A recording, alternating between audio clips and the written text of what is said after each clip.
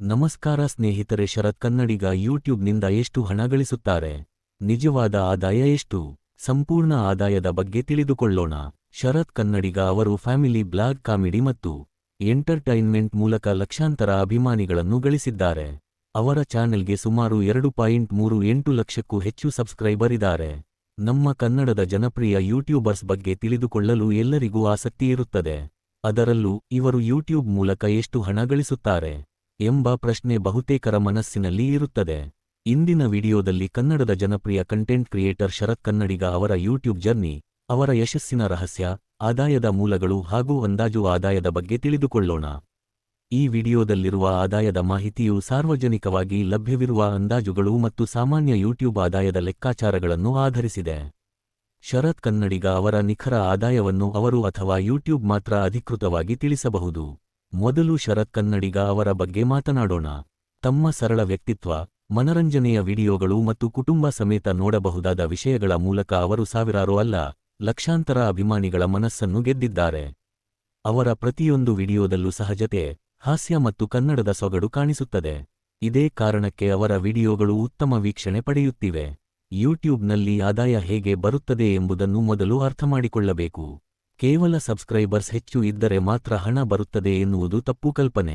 ಮುಖ್ಯವಾಗಿ ವಿಡಿಯೋಗಳಿಗೆ ಬರುವ ವ್ಯೂಸ್, ಜಾಹೀರಾತುಗಳು, ವೀಕ್ಷಕರ ದೇಶ, ವಾಚ್ ಟೈಮ್, ಆಡಿಯನ್ಸ್ ಎಂಗೇಜ್ಮೆಂಟ್ ಮತ್ತು ಸಿಪಿಎಂ ಅಥವಾ ಆರ್ಪಿಎಂ ಇವುಗಳ ಮೇಲೆ ಆದಾಯ ಅವಲಂಬಿತವಾಗಿರುತ್ತದೆ. ಉದಾಹರಣೆಗೆ, ಭಾರತದಲ್ಲಿ 1000 ವ್ಯೂಸ್ಗೆ ಸಿಗುವ ಆದಾಯ ಮತ್ತು ಅಮೆರಿಕಾದಂತಹ ದೇಶಗಳಿಂದ ಬರುವ ವ್ಯೂಸ್ಗೆ ಸಿಗುವ ಆದಾಯದಲ್ಲಿ ಸಾಕಷ್ಟು ವ್ಯತ್ಯಾಸ ಇರುತ್ತದೆ. ಅದೇ ಕಾರಣಕ್ಕೆ ಒಂದೇ ವ್ಯೂಸ್ ಇದ್ದರೂ ಇಬ್ಬರು ಯೂಟ್ಯೂಬರ್ಸ್ಗಳ ಆದಾಯ ಒಂದೇ ರೀತಿಯಾಗುವುದಿಲ್ಲ. ಶರತ್ ಕನ್ನಡಿಗ ಅವರ ಚಾನೆಲ್ಗೆ ಲಕ್ಷಾಂತರ ಸಬ್ಸ್ಕ್ರೈಬರ್ಸ್ ಇದ್ದಾರೆ. ಅವರ ಅನೇಕ ವಿಡಿಯೋಗಳು ಲಕ್ಷಾಂತರ ಹಾಗೂ ಕೆಲವೊಮ್ಮೆ ಮಿಲಿಯನ್ಗಿಂತಲೂ ಹೆಚ್ಚು ವ್ಯೂಸ್ ಪಡೆದುಕೊಂಡಿವೆ. ಹಳೆಯ ವಿಡಿಯೋಗಳಿಗೂ ನಿರಂತರವಾಗಿ ವ್ಯೂಸ್ ಬರುತ್ತಿರುವುದರಿಂದ ಅವುಗಳ ಮೂಲಕವೂ ಆದಾಯ ಬರುತ್ತಿರಬಹುದು. ಹಾಗಾದರೆ ತಿಂಗಳಿಗೆ ಎಷ್ಟು ಹಣ ಗಳಿಸಬಹುದು? ಸಾರ್ವಜನಿಕ ಅಂದಾಜುಗಳ ಪ್ರಕಾರ ಅವರ ಯೂಟ್ಯೂಬ್ ಆಡ್ಸ್ ಆದಾಯವು ತಿಂಗಳಿಗೆ ಸುಮಾರು 5 ಲಕ್ಷದಿಂದ 7 ಲಕ್ಷವರೆಗೆ ಇರಬಹುದೆಂದು ಅಂದಾಜಿಸಲಾಗಿದೆ. ಆದರೆ ಇದು ಖಚಿತ ಸಂಖ್ಯೆ ಅಲ್ಲ. ಕೆಲವು ತಿಂಗಳು ಹೆಚ್ಚು ಆದಾಯ ಬರಬಹುದು, ಕೆಲವು ತಿಂಗಳು ಕಡಿಮೆ ಬರಬಹುದು. ಹಬ್ಬದ ಸಮಯದಲ್ಲಿ ಜಾಹೀರಾತು ದರಗಳು ಹೆಚ್ಚಾದರೆ ಆದಾಯವು ಹೆಚ್ಚಾಗಬಹುದು. ಯೂಟ್ಯೂಬ್ ಆಡ್ಸ್ ಮಾತ್ರವಲ್ಲದೆ ಬ್ರ್ಯಾಂಡ್ ಸ್ಪಾನ್ಸರ್ಶಿಪ್ ಕೂಡ ದೊಡ್ಡ ಆದಾಯದ ಮೂಲವಾಗಿದೆ. ಒಂದು ಕಂಪನಿ ತನ್ನ ಉತ್ಪನ್ನವನ್ನು ವಿಡಿಯೋದಲ್ಲಿ ಪ್ರಚಾರ ಮಾಡಲು ಹಣ ನೀಡುತ್ತದೆ. ಚಾನೆಲ್ನ ಜನಪ್ರಿಯತೆ, ವೀಕ್ಷಣೆ ಹಾಗೂ ಪ್ರೇಕ್ಷಕರ ವಿಶ್ವಾಸವನ್ನು ಅವಲಂಬಿಸಿ ಒಂದು ಸ್ಪಾನ್ಸರ್ಶಿಪ್ಗೆ ಸಾವಿರಗಳಿಂದ ಲಕ್ಷ ರೂಪಾಯಿವರೆಗೆ ಸಂಭಾವನೆ ಸಿಗಬಹುದು.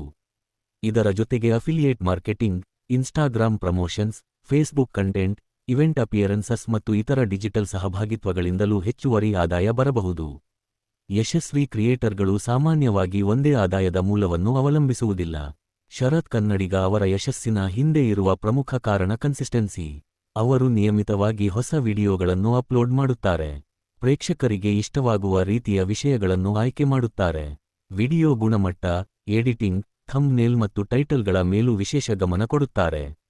ಇನ್ನೊಂದು ಮುಖ್ಯ ವಿಷಯವೆಂದರೆ ಪ್ರೇಕ್ಷಕರೊಂದಿಗೆ ಉತ್ತಮ ಸಂಪರ್ಕ. ಕಾಮೆಂಟ್ಗಳಿಗೆ ಪ್ರತಿಕ್ರಿಯೆ ನೀಡುವುದು, ಹೊಸ ವಿಷಯಗಳನ್ನು ತರುವುದು ಮತ್ತು ಕನ್ನಡದ ಪ್ರೇಕ್ಷಕರಿಗೆ ಹೊಂದುವ ಕಂಟೆಂಟ್ ನೀಡುವುದು ಅವರ ಬೆಳವಣಿಗೆಗೆ ಕಾರಣವಾಗಿದೆ. ಇಂದು ಹಲವರು ಯೂಟ್ಯೂಬ್ ಆರಂಭಿಸುತ್ತಾರೆ, ಆದರೆ ಕೆಲವೇ ಜನರು ಯಶಸ್ಸು ಪಡೆಯುತ್ತಾರೆ. ಅದಕ್ಕೆ ಮುಖ್ಯ ಕಾರಣ ನಿರಂತರ ಪರಿಶ್ರಮ.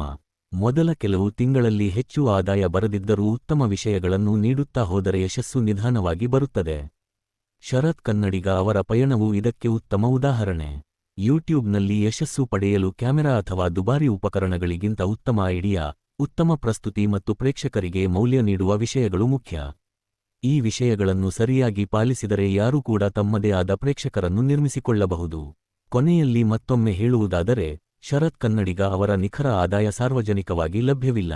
ಈ ವಿಡಿಯೋದಲ್ಲಿ ಹೇಳಿರುವ ಎಲ್ಲಾ ಮೊತ್ತಗಳು ಸಾರ್ವಜನಿಕ ಮಾಹಿತಿಗಳು ಹಾಗೂ ಸಾಮಾನ್ಯ ಅಂದಾಜುಗಳ ಆಧಾರದ ಮೇಲೆ ನೀಡಲಾಗಿದೆ. ನಿಮಗೆ ಶರತ್ ಕನ್ನಡಿಗ ಅವರ ಯಾವ ವಿಡಿಯೋ ಹೆಚ್ಚು ಇಷ್ಟ? ಕಾಮೆಂಟ್ನಲ್ಲಿ ತಿಳಿಸಿ. ಇದೇ ರೀತಿಯ ಯೂಟ್ಯೂಬರ್ಸ್ ಆದಾಯ, ಜೀವನ ಶೈಲಿ ಹಾಗೂ ಯಶಸ್ಸಿನ ಕಥೆಗಳ ಬಗ್ಗೆ ಇನ್ನಷ್ಟು ವಿಡಿಯೋಗಳನ್ನು ನೋಡಲು ನಮ್ಮ ಚಾನೆಲ್ಗೆ ಸಬ್ಸ್ಕ್ರೈಬ್ ಮಾಡಿ, ವಿಡಿಯೋವನ್ನು ಲೈಕ್ ಮಾಡಿ ಮತ್ತು ನಿಮ್ಮ ಸ್ನೇಹಿತರ ಜೊತೆ ಶೇರ್ ಮಾಡಿ. ಧನ್ಯವಾದಗಳು. ಮತ್ತೆ ಮುಂದಿನ ವಿಡಿಯೋದಲ್ಲಿ ಭೇಟಿಯಾಗೋಣ. ನಮಸ್ಕಾರ.